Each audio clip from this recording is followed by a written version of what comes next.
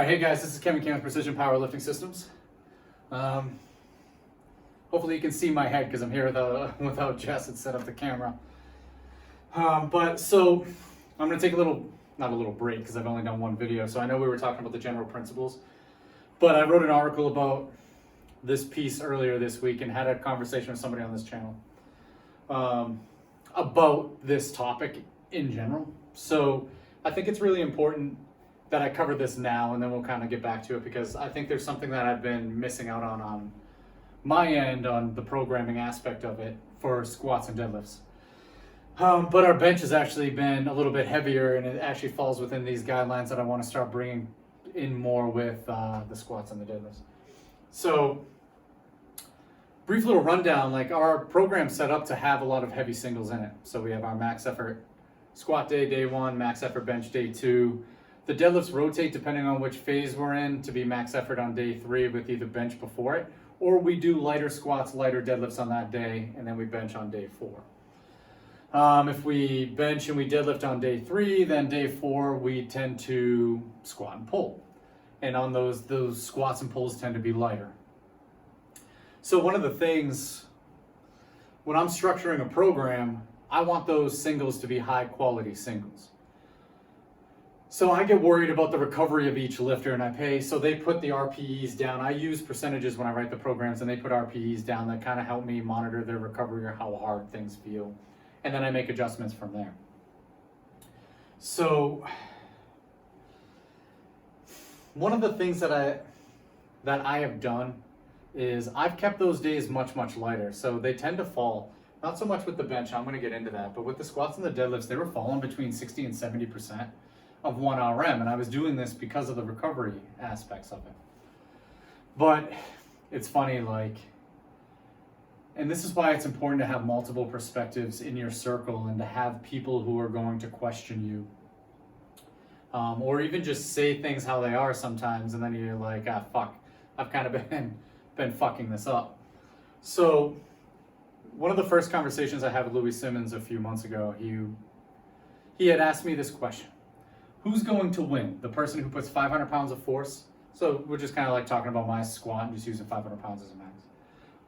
Who's going to win? The person who puts 500 pounds of force into one repetition, or the person that puts 500 pounds of force into 25 repetitions? And this made sense to me at the time. I'm like, yeah, okay. But I didn't really think of it in terms of practical application like I probably should have. So it got my wheels turning. And then on Friday, I had talked to him again, and he was just telling me what their dynamic effort waves look like now, and how the bar weight just adjusts based off of the lifter. So all of them are using 250 pounds of band tension, and 80, 85, 90% is how the waves go. So for me, 80% of 500 pounds, just for simple math, would be 400 pounds. So if there's 250 pounds of band tension, I need 150 pounds of bar weight. So for me, it'd be 150 plus 250 for my dynamic effort wave if I was at Westside right now. So for somebody else who's stronger in that group, their bar weight's probably a lot more. So if they need, let's say 80% is 700 pounds, their 250 plus the 450 would get them to 700 pounds. So they adjust the percentages.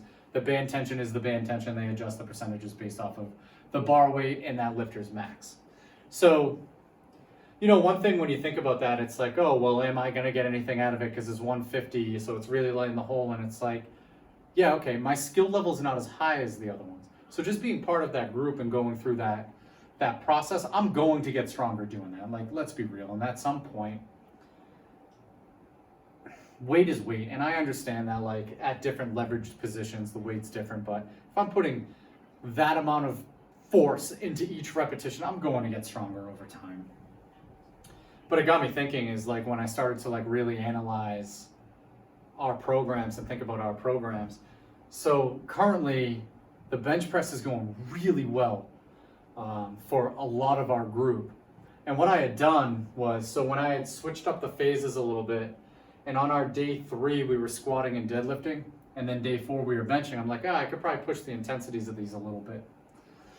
So I think I started at 70% for 5x5s, and as they were easy and RPEs dictated, we just started progressing those. So then it was 75 for 5x5, then it was 80 for 5x5, and then we started doing 85 for 5x4. And I currently have a lot of lifters that are in that 85 5x4 range right now, and we're hitting a lot of bench PRs. So like last night, Jake became the second PPS lifter to hit a 500-pound raw bench. So we have 2 raw 500-pound bench presses. Jess hit a 190-pound bench, which is a 10-pound PR from where she was at in March. And we have quite a few others that are doing that 85% 5x4, and they're rating it at an RPE 8 or less, which when we were doing more Shako stuff in the beginning, we weren't getting up to 85% for 5x4. Like an 80% at those intensities would be very hard. So it's very encouraging to see. And even if we don't hit PRs, we're gonna see much more stable weights at heavier numbers. So if you're hitting 85% for a 5x4, 95% is going to be very stable in that case. Like you're talking, even if, if I did 90% for a 4x3, I'm probably getting at least a 3x2 at 95%. That's pretty stable, and that's probably telling me that. And now I am guessing with these numbers, but 97% becomes stable. And normally that 95 to 100% range is not stable. But if I can stabilize that 95 to 97% range and just leave a very small window to be unstable, I'll take that all day long. Because that means we can train with heavier numbers. So our bench is going up, and then like Louis had said that to me, and I'm like, shit,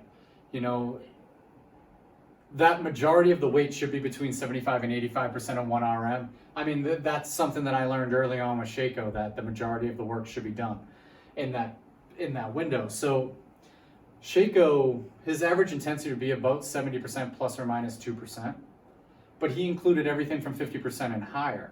So that brings down that average percent a little bit. And when you look at the Russian texts, when Medvedev did his research, I think something like 2/3 of the amount of work, might have been a little bit more than 2/3 of the amount of work, was done between 70 and 85% of 1 RM.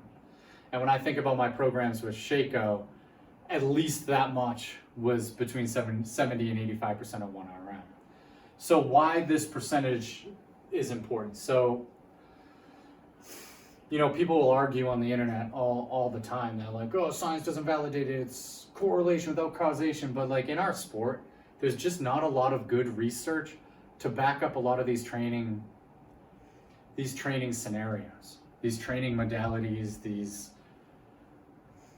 these ideas that coaches have kind of come up with over the years. And there's a lot of similarities between all of them. So now you get some nerd in a lab coat that's assessing 10 other nerds trying to lift weights. These are the pocket protecting power lifters that are, I like to have fun and call them. And it's not that like science isn't important, but it's like I really don't give a shit what 10 males at 25 years old who squat 300 pounds, what their fucking squats look like, and what those EMG results say, and what those velocities say. To me, that doesn't tell me anything. That tells me that it's what beginners look like. At that moment in time, that's what their biomechanical analysis would be. And me as a coach, there's probably things that I want to see different to get them to the next level anyways. So, I think in order to actually do like good research, you need to take those people, get that biomechanical analysis of them in the beginning, and then analyze it over time and watch how it changes over time. But when you look at the programs that it seems like a lot of people are doing on the internet, the intensities tend to be pretty high and the volumes tend to be pretty high. And the frequencies tend to be pretty high. And when I talk to a lot of the older coaches and older lifters, it's Shako's frequencies were high and his volumes were moderate to high, but his intensities were very easy. So I never would have recorded, if I go back, and of course now I'm going back and guessing what my RPEs would be. So he would have me put easy, medium, hard on each of the training days. So not using like an RPE scale, but a similar idea. So based off of the easy, medium, hard, he would just kind of adjust the training a little bit. So the hard tended to just be higher volume days. It wasn't like necessarily an intensity thing. So what I kind of want on those secondary days is I wanted more like easy to medium type of training days. The hard for us are singles. I want you guys to have quality singles training the sport, hitting the angles that we need to work at, and seeing improvements in those singles. To me, that allows me to kind of analyze the sport itself. I get more accurate representations of kind of where we are in time. So, as I'm kind of going off on a tangent outside of this, but our average intensity was probably getting too low. So if I think of like analyzing our programs and what like, I try to think of what like Shaco would say to me. And I still do this now, and it's probably because he was such a mentor to me in the beginning. You know, the first 3 years of my powerlifting career were spent under his tutelage. And probably one of the reasons that you see the majority of the Russian research show 70 to 85% is that sweet spot is something that I'm kind of currently seeing now. If we go too heavy, if that becomes too much of a focus, we have to go so much lighter on the other days. So it's probably the sweet spot of we get enough intensity but enough practice, right? Because we need technical efficiency to improve. We need force production to improve. But the thing is if your technical efficiency increases, it does free up motor units to apply them to greater loads. So it does improve force production in and of itself. Now, my problem with like running it more like Shaco does and like completely going backwards to where we were before is people got nervous to take heavy singles because we didn't take heavy singles. So we're addressing and the technique would break down. Once we would get into those 90% ranges, because of nerves and because of lack of practice in those intensity zones, technique would break down. So we need those heavier singles in there to make sure our technique is strong under those heavier weights, make sure our mind is strong under those heavier weights. So I do think the max effort lifts are very important. I also think the more singles that we can do, the better off we're going to be, but we can't cut off our nose to spite our face. So what I learned with the bench press was we get those numbers up, we see a lot of really good results. So as a group, collectively, and this is something I don't think I've ever said before, our bench press is becoming one of our stronger lifts. It used to be one of our weaker ones. So I think we've kind of like shown that what the Russians were showing at, you know, you got to be in that sweet spot for the majority of your repetitions. Not that our squats and our deadlifts aren't going well, they're going okay. We're seeing some improvements, but we're seeing a lot of leveling off in performance also. And don't get me wrong, we've seen such great improvements in the squat and deadlift over time that of course it's going to level off as a group. You got to remember, I've trained a lot of these people for years now. So these trends are going to happen. But when I look at our programs, the fact that the majority of our reps were between 60 and 70%, we're missing the mark. We're not getting into those ranges that we need to be in order to have the best results possible. So I got to find a way to keep the singles in there, but we also got to up our ability to handle heavier loads on those other days. And some of this is going to fall in the group to train a little bit fucking harder. I understand that training's going to beat you up at times and it's going to be fucking hard. But another thing with like the Russian way of doing things, and the internet will fucking blow up if I let this out there for free, but like, your attitude, sometimes it's fucking hard and you gotta deal with it. Oh man, this feels really hard, so we need to pull back on this day. That trains you to pull back. At some point you gotta push forward and you gotta fucking deal with it. So when I thought about this, you know, the attitude that like Shaco instilled in me as a lifter and that he had as a coach in terms of my subjective feedback, it was basically like, he'll still be the one that dictates what's easy, what's medium, what's hard. He wanted my feedback. I don't think he really cared about it. It was more just to be able to just get a little bit better of a feel in order to like progress things to move forward. But at the end of the day, some days are going to be hard and they have to be hard. So when I started to think about like progressive overload of like how it worked for volume with Shaco, my number of lifts never changed. The average intensity never changed over those 3 years. What did change was I got stronger over that period of time.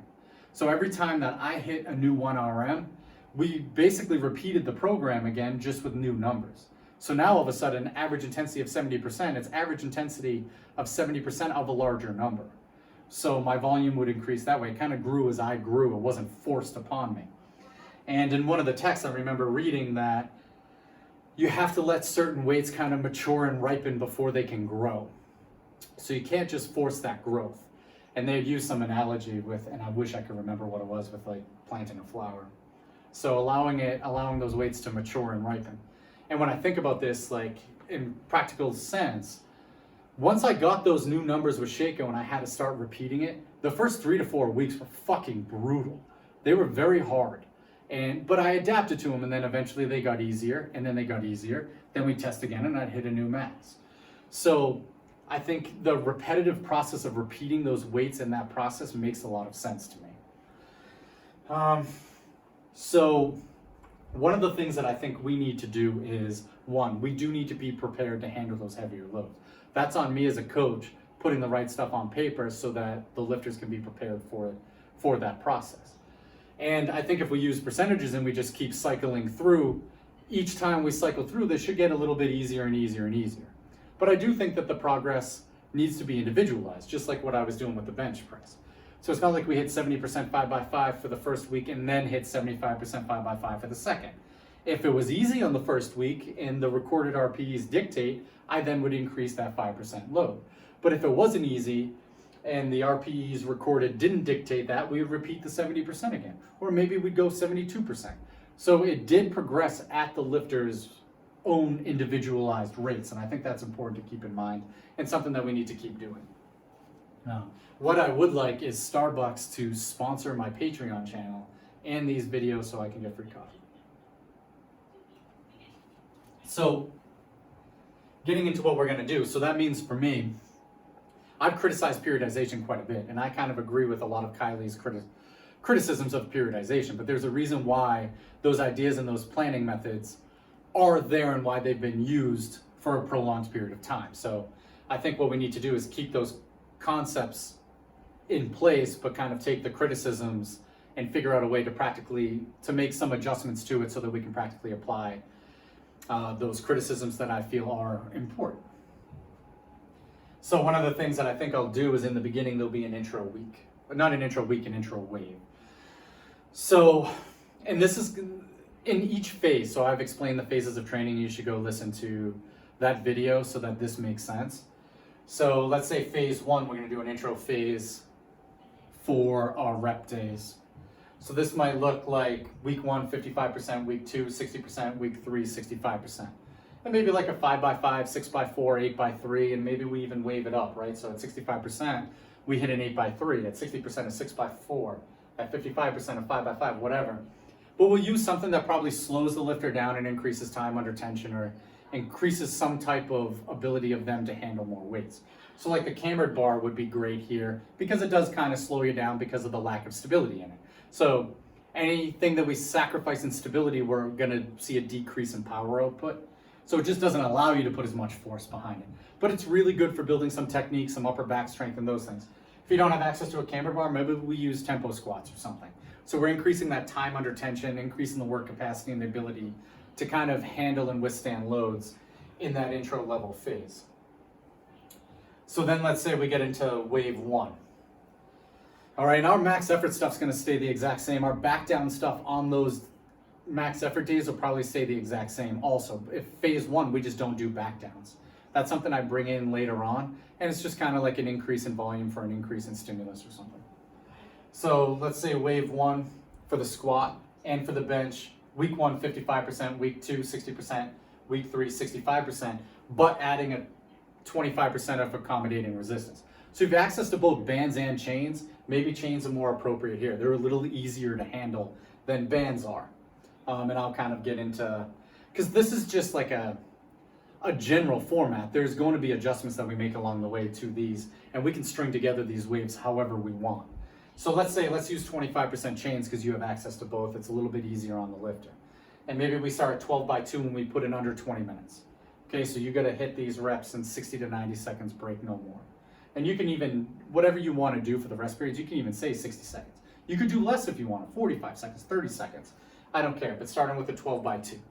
So a 12x2 with short rest is going to build some conditioning, build some work capacity. For the bench, 9x3.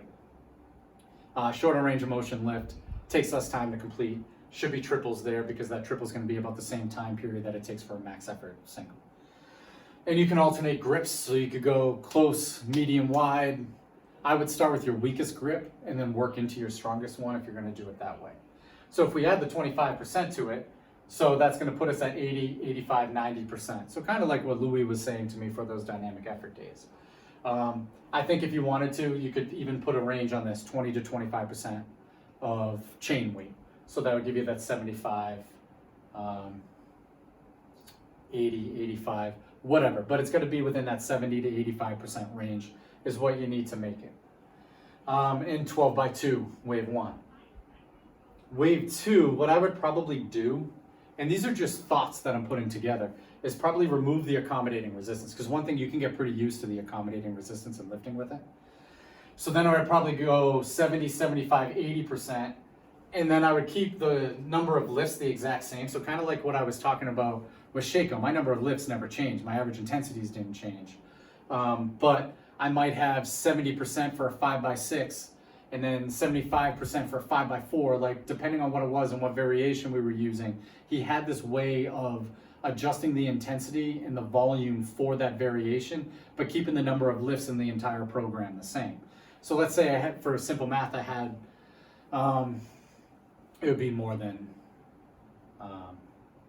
this number, but let's say I had 50 repetitions of squats. On day 1, I would do 70% for a 5x6, right? So that'd be 30 plus the warm-ups and stuff, right? But let's say just the 5x6 would count. So there's 30, so that means maybe I get 75% for 5x4 on the other day to equal 50.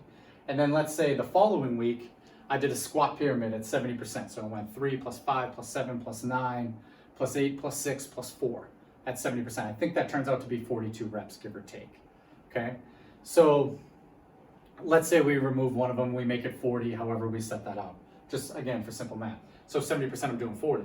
And then maybe down here, I do a 5x2 at 80%, right? Or if it is 42, I do 4x2 at 80% there. So it's still 50 total reps. Average intensities are gonna average out to be about the same because we're getting more at 70, but it's getting a little heavier at the bottom end to kind of accommodate for what's happening at the top end. So volumes decreasing this day, intensities increasing. Here, volume's higher, but the intensity's a little bit lower in terms of percent of 1 rep max. So it would rotate like that and rotate through. So based off of the abilities of the lifter, what they're capable of lifting, maybe we do an 8x3 at 80%, right? But a 6x4 at 75% and 5x5 at 70%. Those are probably very doable. If they're not able to handle that amount of volume, we need to build up that work capacity to handle that amount of volume. So I probably force them to do it anyways, and then just adjust on the following week to perhaps give them something a little bit lighter. For the bench, I'd go a little bit heavier. So depending on what you're gonna do for rest periods, you could do the 9x3 still with short rest periods. You probably will never get up to 85% if you're doing that. But if you're gonna do sets and reps and you wanna keep the 27 reps, so like for me, I just dropped the volume a little bit once we get up to 85, but we were probably 5x5 at 75, 5x5 at 80, and that's still kind of hard, and I didn't want to make it like a greater than an RPE 8 on that day, so I just cut a rep off. So if 5x5 for 80% was an RPE 8, 7.5, something like that, dropping a rep off the end drops that RPE. It probably keeps it the same as where we were here, but we're increasing the load. So that's something I would do there. And then wave 3, I would go back to accommodating resistance. So what we could do, let's say you don't have access to chains, right? You just have bands. You could keep the 25 to 30% up here for band weight, 25 to keep the band weight the exact same. And instead of going 55, 60, 65, you could go 60, 65, 70, maybe drop in some band tension towards the end or something like that too. But you could adjust the loads here, right, that are on the bar, or you could adjust the band weight, the accommodating resistance. So what I did was wave 1, we did chains. Wave 3, when we bring back the accommodating resistance, 33% of the weight is going to be band weight now. So now, when you add up 33% from 50, 60, 65, it gets much higher. So you might actually have to drop this a little bit, or you just won't get up to 65%. I'm just showing general ideas here on paper of how we can increase force production. So the fact that we're deloading certain positions of the lift, so I've talked about this before, that there are probably positions within the squat, the deadlift, and the bench that are more taxing physically on the lifter than other positions. So what accommodating resistance does is it deloads those really tough leveraged positions. So off the chest on the bench press, about parallel, so that bottom position of the squat, and below the knees on the deadlift. So if we do that, if we use less bar weight, we can probably get away with a little bit more overload with the band tension, which is probably why Louis can go 80, 85, 90, even with the larger weights in those, in the lifters that he has. But of course, this will have to be adjusted. And I'd probably keep it 8 to 10 by 3, because you're probably not getting a 5 by 5 at those higher band weights and stuff.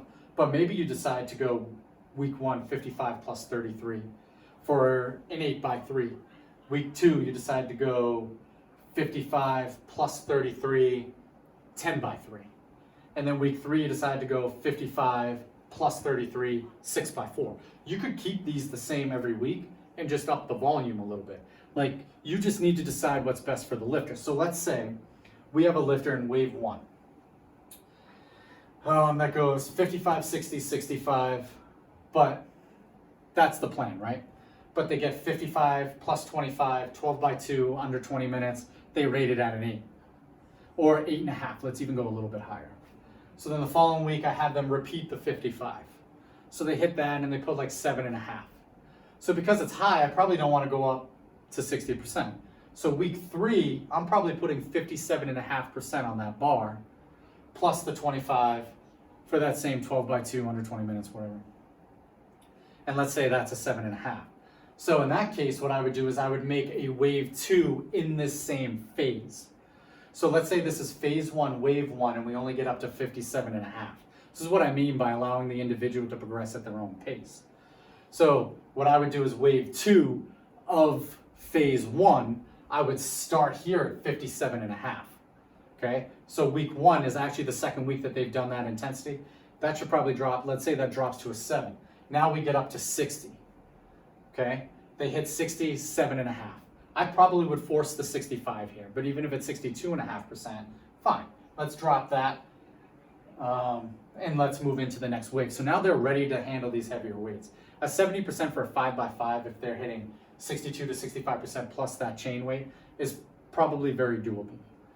It might be tough the first week, you might have to repeat it, but you could also go 70% 5 by 5, 75 5 by 4, 80% 5 by 3. So you could cut the reps off, and yeah, your volume's dropping, so it's showing you probably need a little bit more work capacity in there, but there's other ways you can get that in there. Maybe manipulating rest periods, working up to it. So let's say in wave 2, they have to do that, right? So it goes 70% for 5 by 5, 75 5 by 4, 85 by 3. They don't get the total volume, so we're only getting 15 reps at 80 instead of the 25 that we kind of want to see on this day. So I would still drop it back down to wave 3 to use the accommodating resistance because it's applied force, changes things up. I think bands have a lot of benefits here. But what I would do in wave 4 there is try to improve upon where we missed the volume in wave 2.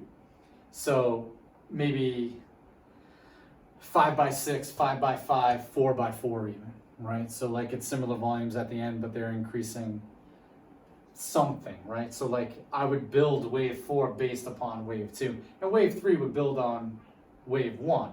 But if we can extend the waves, right? So let's say we're in phase 2 for wave 2, and we have that person that goes 75 by 5 week 1, 75 5 by 4 week 2, 85 by 3 week 3. What I would do then is have a second wave in phase 2 and start higher here, okay?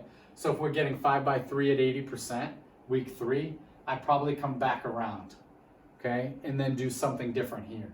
Maybe another 5 by 5 because I did it before, maybe a 5 by 6. Maybe because we're missing out on some volume on these other days, let's just pick up a little bit of it, right? Or maybe we do a squat pyramid here. So now we're getting 42 reps. So instead of the 25, the 15 reps that we lost on these days, we can get back into these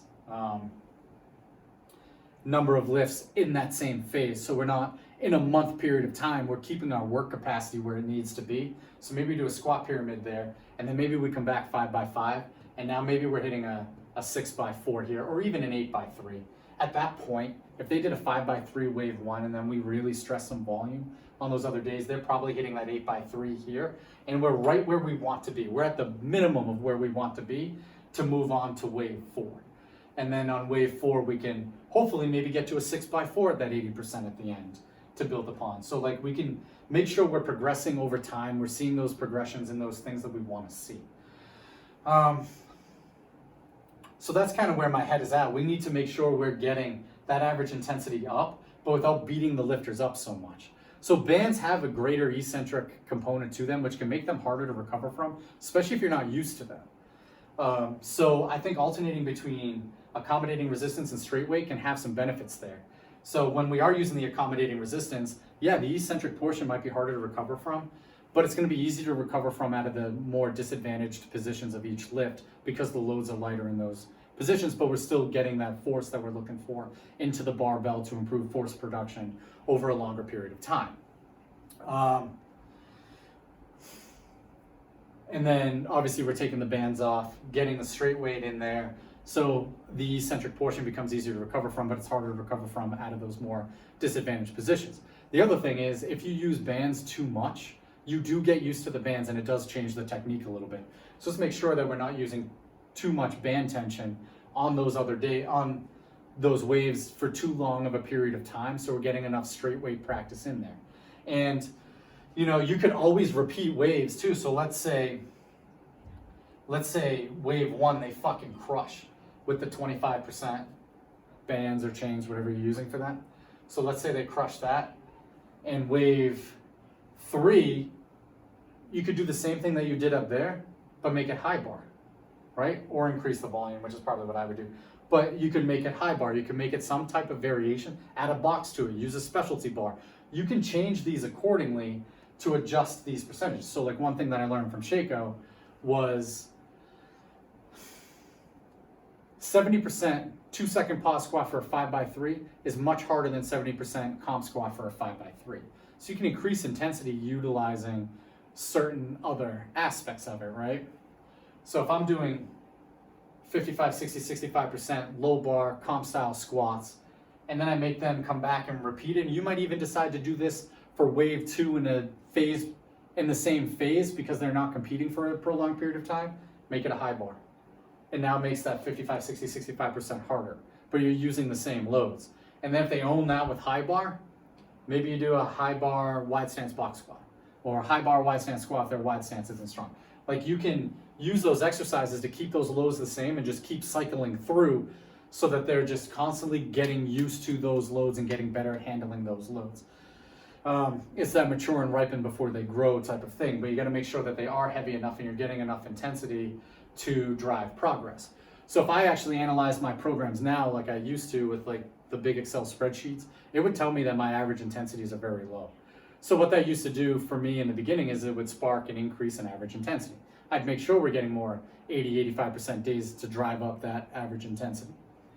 So I got to make sure we're doing that now. And what this might mean is we need more deloads in there. How we do the deloads, I don't know, maybe I cut the volume in half, I give them 1 day off, I do a traditional deload week. Like there's probably all kinds of options that we can utilize for deloads in this, but that's something we're going to kind of have to figure out as we go along. So I think for now, I think this gives like a pretty good breakdown.